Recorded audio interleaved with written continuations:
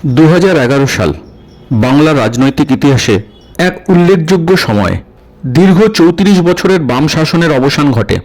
সিঙ্গুর নন্দীগ্রামের জমি আন্দোলনের হাত ধরে পশ্চিমবাংলার ক্ষমতায় আসে মমতা ব্যানার্জির নেতৃত্বাধীন তৃণমূল কংগ্রেস। কিন্তু এই পরিবর্তনটা হঠাৎ করে আসেনি, এসেছিল ধাপে ধাপে। 2006 সালের বিধানসভা নির্বাচনে 294টি আসনের মধ্যে বামফ্রন্ট দখল করে 235টি আসন। তৃণমূল ও জাতীয় কংগ্রেস এককভাবে লড়াই করে মাত্র 31টি এবং 26টি আসনে জয়লাভ করে। সিঙ্গুর নন্দীগ্রাম জমি আন্দোলনের পরবর্তী পর্যায়ে জোটবদ্ধ হয় তৃণমূল এবং কংগ্রেস।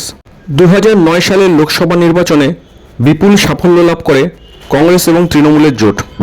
2011 বিধানসভা নির্বাচনে তৃণমূল কংগ্রেস একাই 184টি আসনে জয়লাভ করে। জোটসঙ্গী কংগ্রেস জয়লাভ করে 42টি আসনে, আর মাত্র 62টি আসন নিয়ে ক্ষমতা থেকে সরে যেতে হয় বামফ্রন্ট সরকারকে।